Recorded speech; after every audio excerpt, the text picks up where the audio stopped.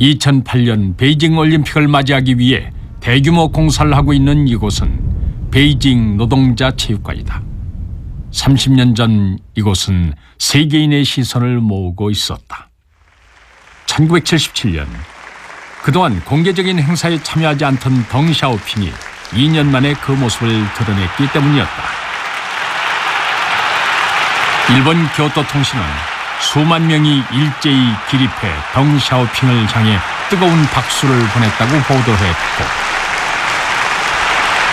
미국 뉴스위크는 앞으로 덩샤오핑이 경제 방면에서 중요한 역할을 할 것이라고 예측했다.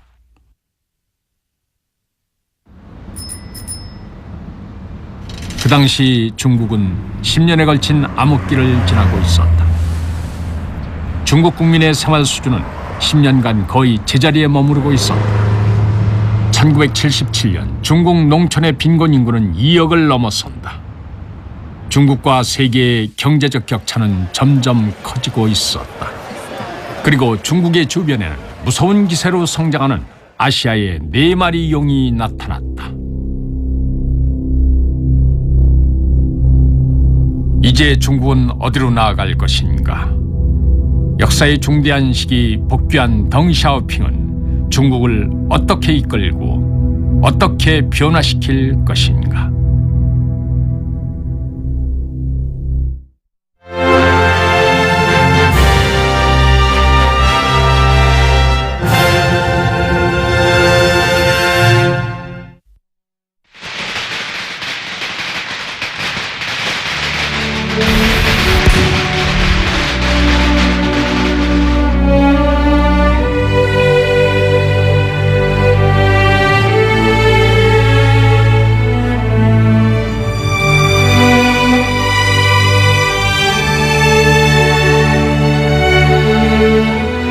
(1976년 10월) 4인방이 해체됐다. 10년 동안 고난과 좌절을 겪은 중국 국민들은 새로운 세상을 기다리고 있었다.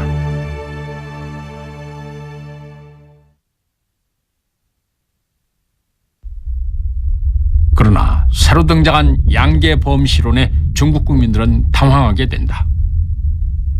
양계범시론은 마오 주석이 결정한 정책은 무조건 옹호하고 마오 주석의 지시는 무조건 따른다는 내용이었다. 이것은 중국이 문화 대혁명의 길을 계속 이어가야 한다는 의미였다.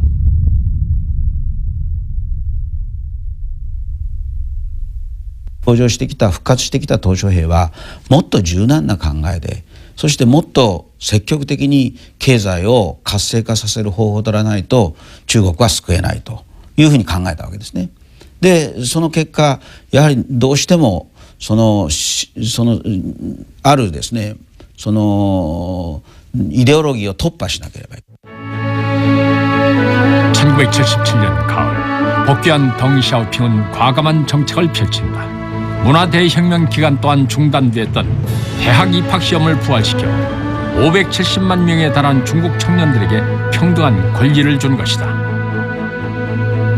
몇 개월 후 덩샤오핑은 전국 과학대회에서 이렇게 외친다. 과학기술은 곧 생산력이다. 다시 실험실로 돌아온 수천 명의 과학자들은 새로운 삶을 얻었고 중국의 과학기술은 점차 발전하게 된다.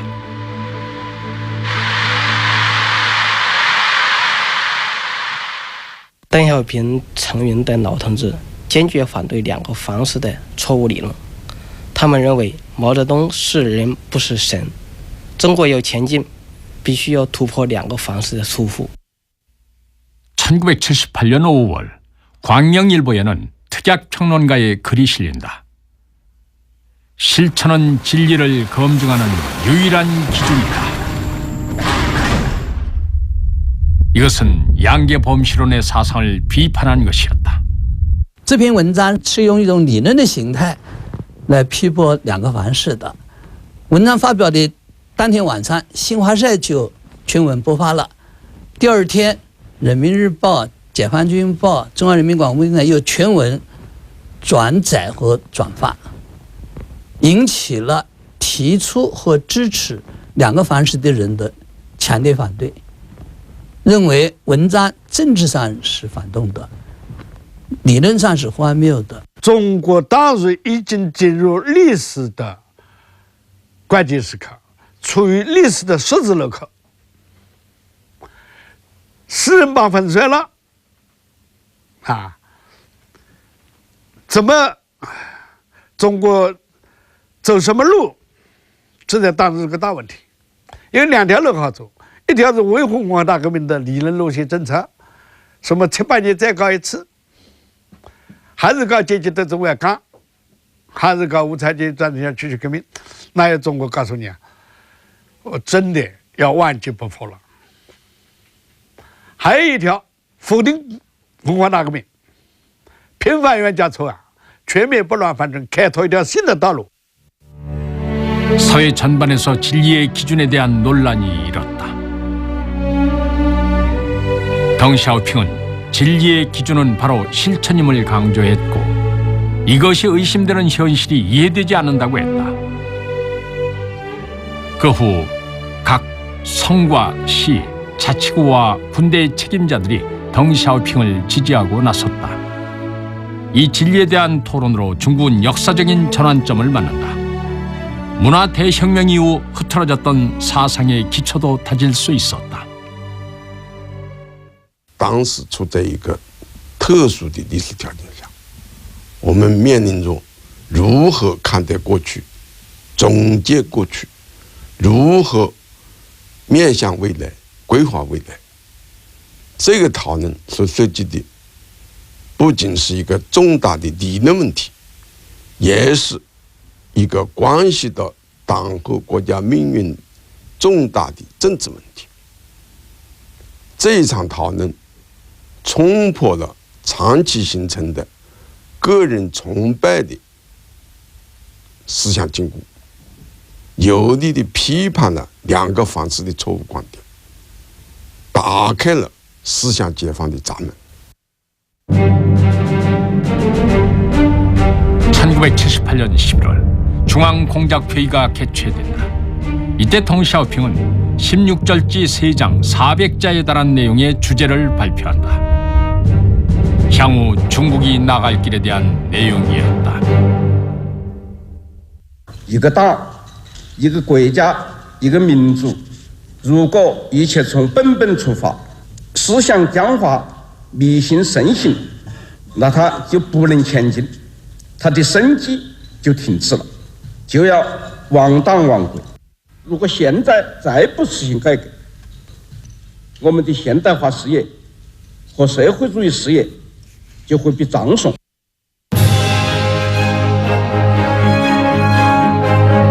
덩샤오핑이 내세운 주장의 핵심은 사상의 해방, 실사구시, 그리고 전진을 위한 단결이었다.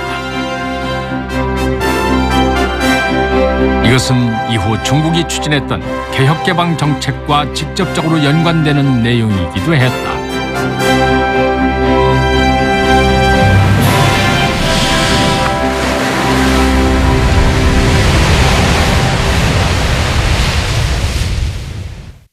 "没有这个思想解放，就不可能有现在的改革开放，就不可能现在取得这么大的伟大的成就。 1978년 12월 18일 베이징에는 많은 눈이 내리고 있었다. 사상 여론에 대한 충분한 준비가 있었기 때문에 11차 삼중 전회는 뜨거운 분위기 속에서도 차분히 진행됐다. 회의 참가자들은 앞으로 이루어가야 할 중국의 현대화 건설과 개혁개방 정책에 대해 입을 모았다.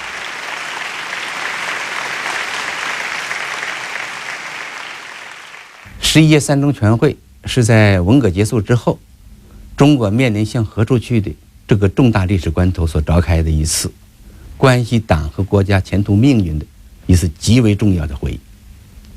这次会议实现了思想路线、政治路线、组织路线的拨乱反正，实现了建国以来我们党的历史上的一次伟大转折，开辟了中国社会主义现代化建设的新道路。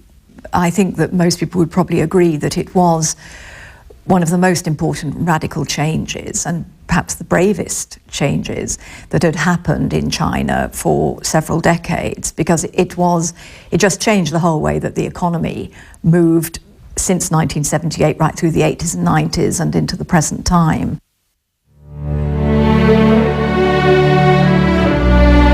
11차 3종 전회를 기점으로 중국은 개혁 개방과 현대화의 건설이란 역사의 새로운 시기에 진입한다. 1979년 가장 먼저 중국의 농민들이 개혁의 서곡을 울린다. 안후이와 서촨 등의 일부 농촌에서 가족 단위의 생산 책임제를 시범 실시한 것이다. 같은 해 선전, 주하이 등 4개의 경제특구가 건설됐고 중국은 대외 창고를 개방하기 시작했다.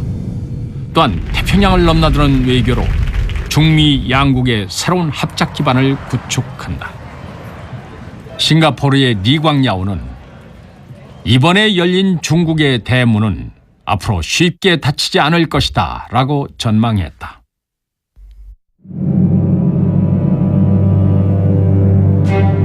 중국은 변화하고 있었다. 세계도 함께 변화하고 있었다. 1980년대 세계 경제는 새로운 경쟁을 시작한다. 미국과 영국의 통화는 팽창됐고 경제는 끝없이 추락했다. 레이건 정부와 대처 정부는 지지하고 있던 케인즈주의를 포기하기에 이른다. 유럽은 하나의 화폐 체제를 구축한다. 하나의 시장으로 변화한 것이다. 일본은 국제무역을 통해 경제 강국이 됐다. 여전히 물자 부족의 곤궁에 빠져있던 소련은 현실을 변화시킬 수 있는 새로운 길을 찾기 시작했다. 당시 중국의 개혁은 성과를 거두고 있었다. 중국인들의 가슴 속에는 정부에 대한 믿음이 싹트고 있었다. 힘을 합친다면 새로운 사회를 만들 수 있다는 희망이 생긴 것이다.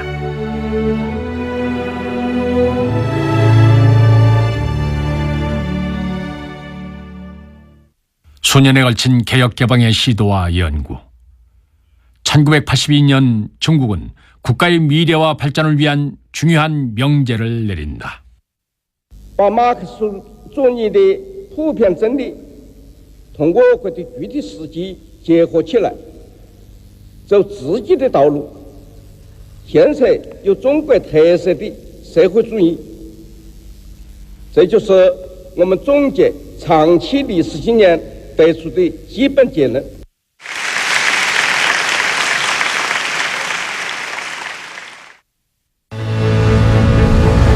덩샤오핑은 이념에 대한 정의를 내리기 시작했다. 사회주의가 무엇인지, 사회주의를 어떻게 건설할 것인지 그는 근본적인 해답을 찾으려 했고 중국 특유의 사회주의의 길을 모색한다.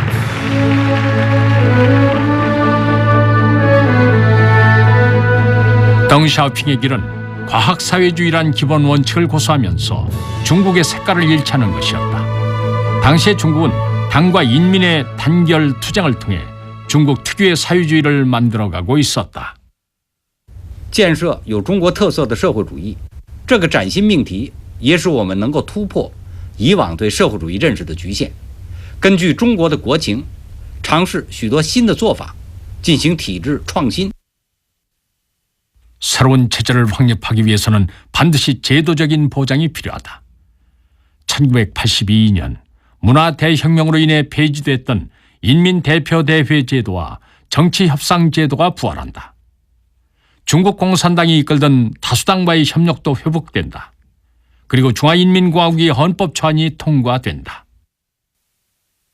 经过了这个文革的破坏，我们的经济、我们的法治已经是被破坏到了一个相当的程度，很多事情呢要从头开始。那么1982年宪法实际上是在新的历史条件下，要总结过去的经验和教训，中华民族开始复兴的一个宪法上的起端，这一点是非常重要的。 중국의 정치는 헌법의 보호 아래 점차 정상 궤도를 찾기 시작했다. 하지만 전통적인 사고방식을 하루아침에 변화시킬 수는 없었다. 중국의 한 사업가가 겪었던 이야기를 통해서 당시의 상황을 함께 느껴보자. 저지앙성, 원저우, 료시. 이곳은 오늘날 중국의 100대 도시 중 하나다. 이곳에는 1000여 개의 가전기업이 설립되어 있고 연간 총 생산액은 100억 위안 이상에 달한다. 20여 년 전 이곳의 시장을 움직이는 최초의 사업가들이 있었다. 각기 다른 업종에 종사하던 8명의 사업가들. 사람들은 그들을 8대 왕이라 불렀다. 그중 사업수완이 가장 좋은 자는 철물 대왕이라 불리던 후진린이었다. 82年初的时候呢，有工作组来到我们乐清来查，他说这个不得了了，一个小伙子一年做100多万，赚了几十万，我们才381块1个月，这个不得了了。最后工作组给我谈话的就留下一句话，就是说，虽然你钱是补税了6万多，但是经济是经济，政治是政治。 얼마 지나지 않아 원저우의 8대 왕은 투기 매매죄로 수배된다. 후진린도 지명 수배자가 돼서 2년 동안 도망을 다녀야 했다. 바쁘게 돌아가던 공장과 상점은 한순간에 문을 닫았고 료시의 생산 총액은 연간 7천만 위안이나 감소했다. 한 사업가가 겪은 이 이야기는 결국 중국의 전 사회적인 문제였다. 새로운 시대가 왔지만 많은 사람들은 오랜 시간 쌓아온 낡은 생각을 버리지 못하고 있었던 것이다. 1983년 8월 중앙정부는 노동의 신성함을 다시 한번 강조한다. 그리고 8대 왕의 운명도 대전환을 맞게 된다. 说市委决定 对8大王平反，在电话会上，这家伙声势大啊！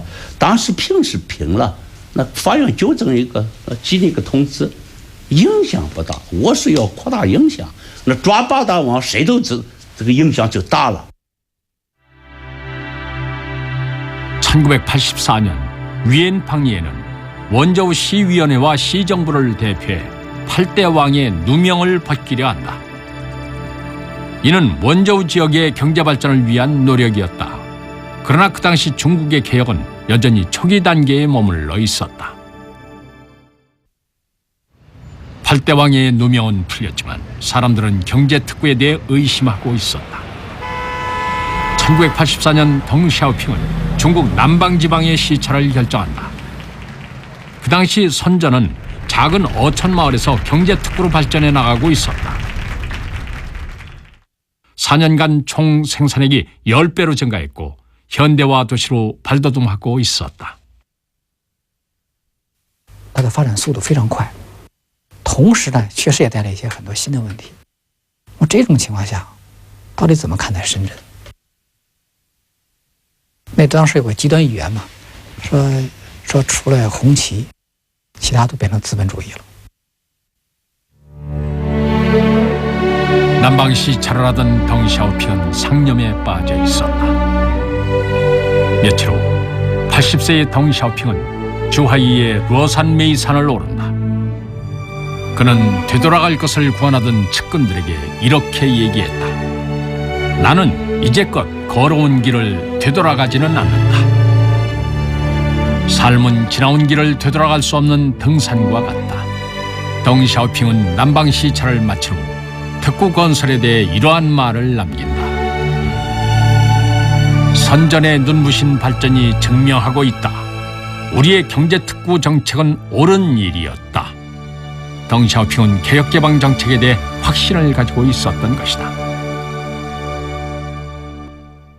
这个国家能不能发展得好，能不能生存得好，那就是用比较容易说的话。 容易懂的话，就是说，能不能给老百姓提供一个实惠的问题，提供经济福利的问题，所以邓小平当時就說貧窮不是社會主義。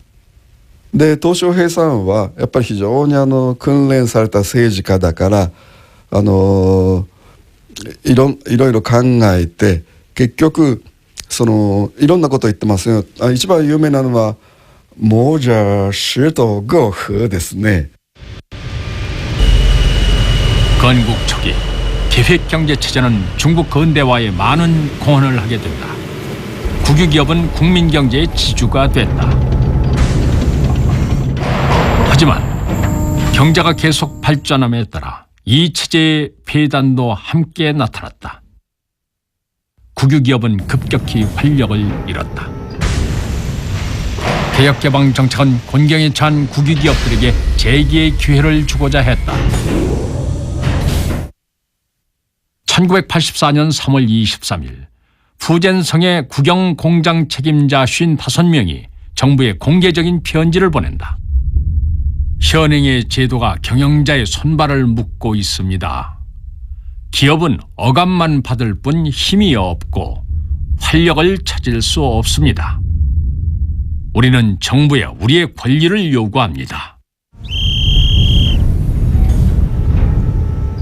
이 편지는 전국을 들썩이게 만들었다. 그 후 몇 년 동안 중국의 많은 국유기업은 자사의 독자적인 권한을 행사하게 된다. 소우두 철강회사 등 가장 먼저 도급제를 실시한 국유기업은 첫 단계의 성과를 얻었다. 1986년 국유기업의 새로운 개혁이 이루어졌다. 그해 8월 3일 선양시의 방폭기 기계공장은 파산을 선포한다. 중국 최초로 발생한 국유기업의 파산이었다. 바로 그해 12월 전인대 상무위원회는 기업 파산법을 통과시킨다. 企业有了自主权，有了自主钱，增强了活力，也增强了企业发展的动力。但是这个时候的改革还有很大的局限，比如所有权、经营权不分、政企不分等这些制度问题没有解决，那么将来还会暴露各种各样的矛盾。尽管是这样，80年代的国有企业改革为今后的改革做了大量的探索，积累了宝贵的经验。 1984년 10월 1일 중화인민공화국은 35번째 가을을 맞는다. 5년 동안 진행된 개혁개방으로 국민들은 변화와 희망을 느낄 수 있었다. 중국 국민들은 뜨거운 환호로 개혁을 이끈 선구자에게 경의를 표했다.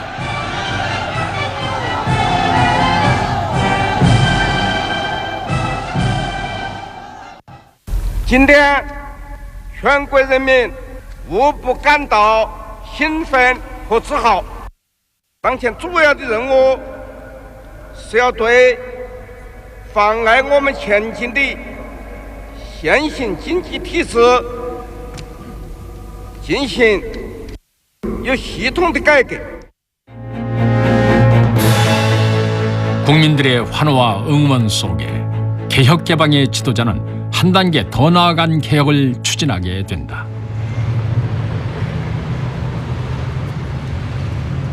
국경일 축제가 끝나고 20일 뒤 12차 삼중전회가 개최됐고 이때 중요한 의제가 통과된다. 12届三中全会提出，社会主义经济是有计划的商品经济，这是社会主义经济理论一个重大突破。因为这个理论呢，把社会主义第一次的把社会主义同商品经济联系起来，为发展商品经济、发挥市场机制的作用，扫除了许多障碍，同时也为后来提出社会主义市场经济的改革目标，从理论上做了重要的准备。 덩샤오핑은 이번 회의에 대해서 이렇게 평가했다. 생각지 못했던 새로운 의견들이 제의됐다. 지난 몇 년간의 노력이 없었다면 이러한 의견은 나올 수 없었을 것이고 의안 통과 또한 불가능했을 것이다.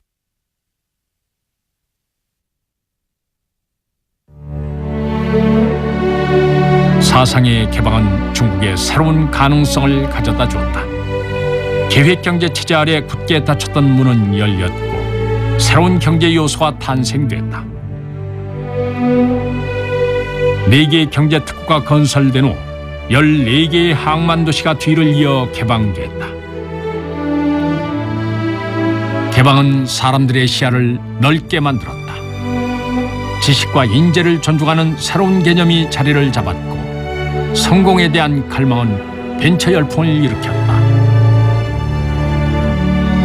중국인들도 새로운 생활 방식을 받아들였고 중국이란 거대한 나라에 활기찬 개방의 시대가 왔다.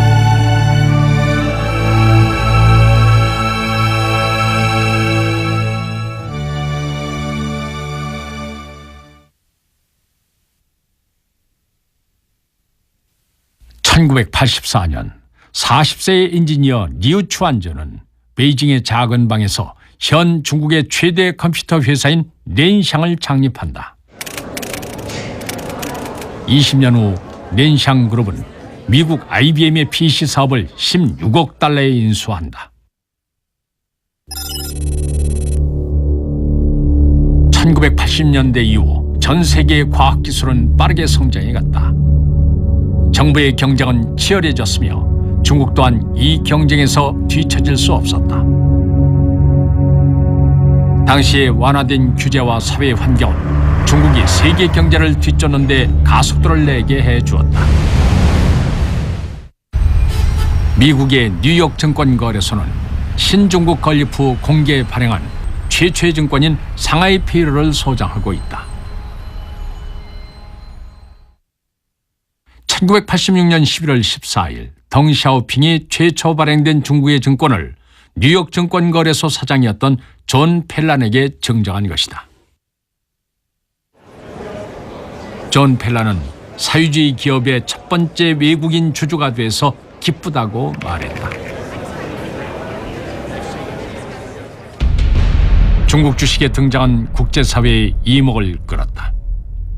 오랫동안 자본주의만의 산물이라 생각했던 증권이 중국에서 발행된 것은 중국인에게도 일대 사건이었다. 这个股票市场就是2个原因，根儿上一个问题是性资性社的问题没解决，具体说2个原因。第一个，这个国有企业能不能改成股份制企业，会不会私有化？第二个，搞股票市场，是吧？会不会助长私有化，助长投机，是吧？助长这个贫富差别，甚至引起社会不安定。 많은 논란 속에서 중국의 주식시장이 첫발을 내딛었다. 1986년 중국 최초의 증권거래 지점이 상하이에 설립된다. 그 당시 공식적으로 거래되던 주식은 2종목. 거래가를 구두로 협의하여 흑판에 기록해서 거래를 하는 방식이었다. 중국의 자본시장이 활기를 띠기까지는 앞으로 몇 년을 더 기다려야 할 것이다. 중국 정부는 이러한 시범적인 정책을 통해 중국 경제에 새로운 돌파구를 마련하려 하고 있다.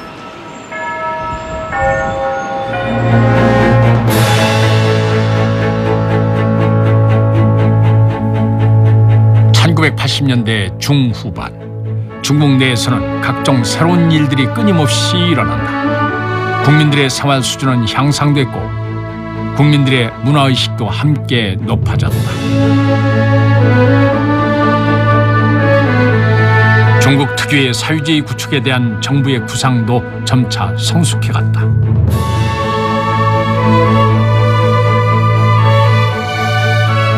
(1987년) 중국 공산당의 제13차 전국 대표대회에서 중국식 사회주의의 초기 윤곽이 드러난다.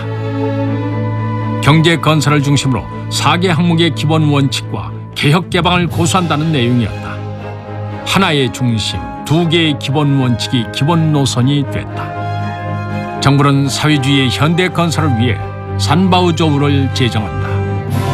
21세기 중엽에는 현대화의 기본을 완성하고 중화민족의 부흥을 실현하겠다는 목표였다.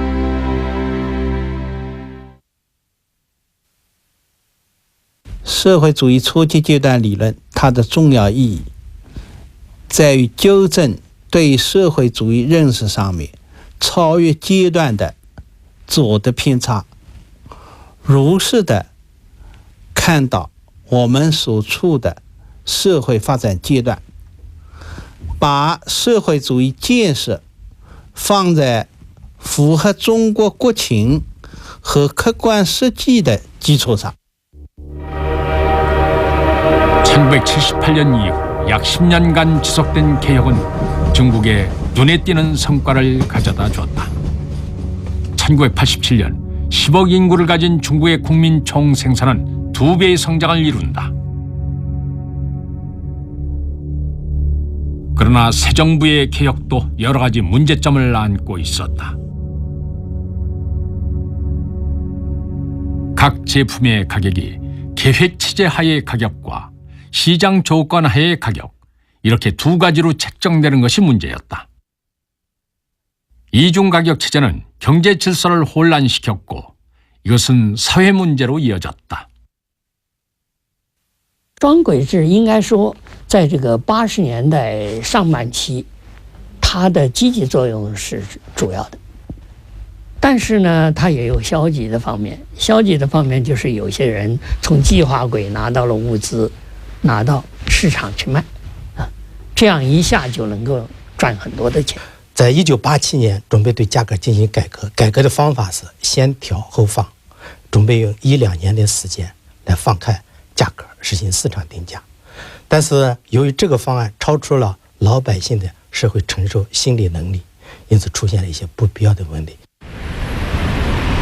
1988년 사재기 열풍이 중국 전역을 뒤덮는다.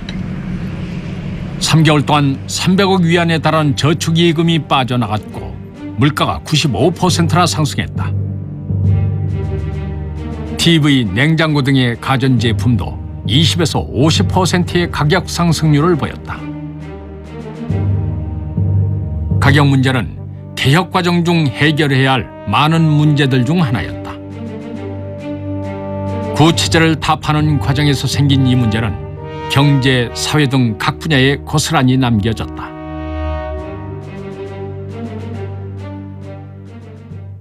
(1989년 1월 1일) 인민일보의 신년 축하 인사에는 이런 내용이 실린다.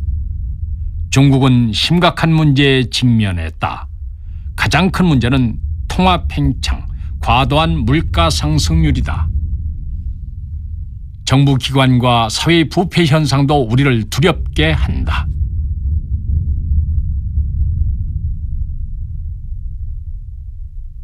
중국은 1978년 이래 가장 불안한 상황에 직면해 있었다. 1989년 5월부터 6월까지 베이징에서는 정치적인 문제가 발생한다. 이것은 국제 정세가 변화했기 때문이었다.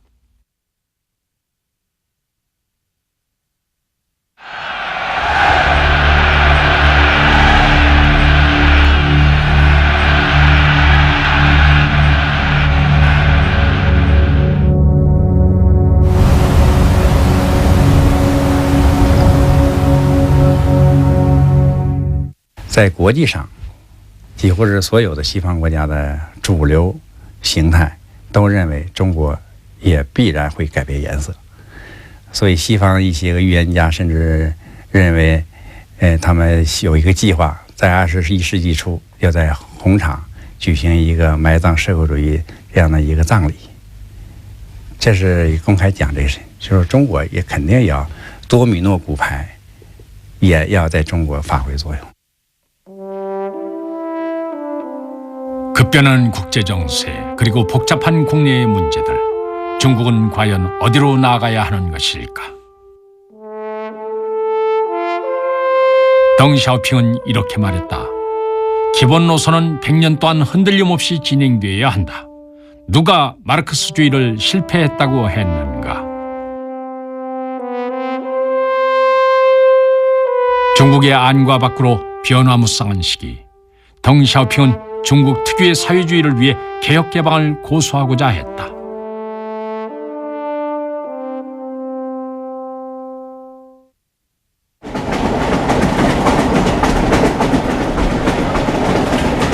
덩샤오핑은 개혁의 과정 중에 나타난 새로운 사건들과 문제를 해결하기 위해서는 논쟁을 피해야 한다고 생각했다. 시간을 허비하지 않기 위해서였다. 논쟁은 문제를 복잡하게 만들고 논쟁에서 이기기 위해선 많은 시간이 소모되기 마련이다. 그는 발전만이 정답이라 믿었다. 당시 88세였던 덩샤오핑은 다시 중국의 남쪽 지역으로 시차를 떠난다. 한 달 동안 그는 우창, 선전, 주하이, 상하이에서 여러 차례 담화를 발표한다. 중국은 그가 전하는 개혁의 메시지에 조용히 귀를 기울였다. 资本主义发展是好多年了，几百年了，我们才多长的时间了？我们没记住是耽误了几十年了，不耽误这几十年了，我们现在面目不完全不同，再耽误不得。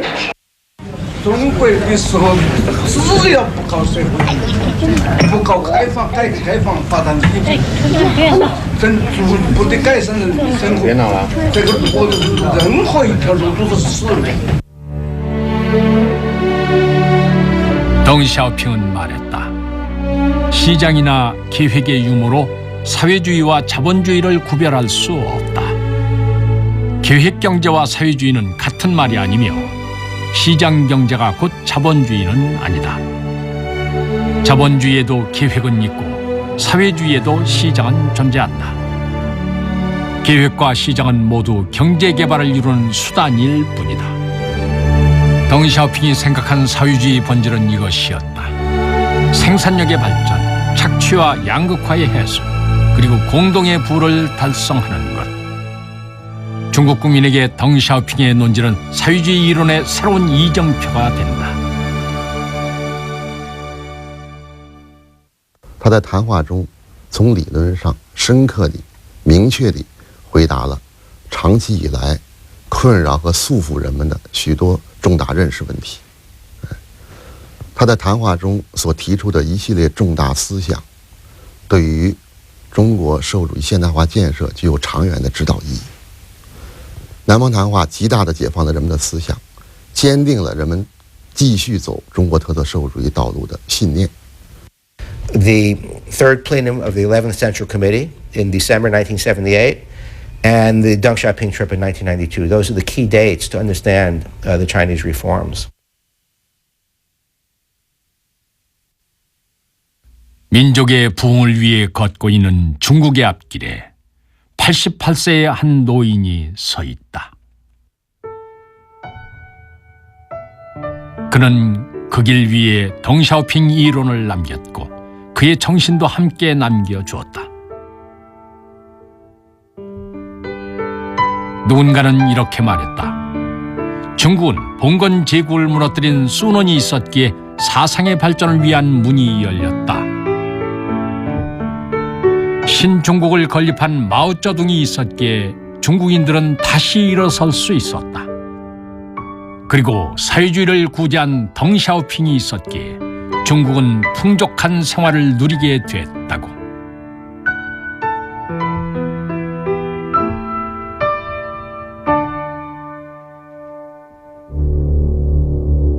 인류에게 수많은 일들이 벌어졌던 20세기. 사상의 변화와 각국의 경쟁은 세계의 흐름을 바꾸어 놓았다. 또 인류의 운명을 바꾸어 놓았다.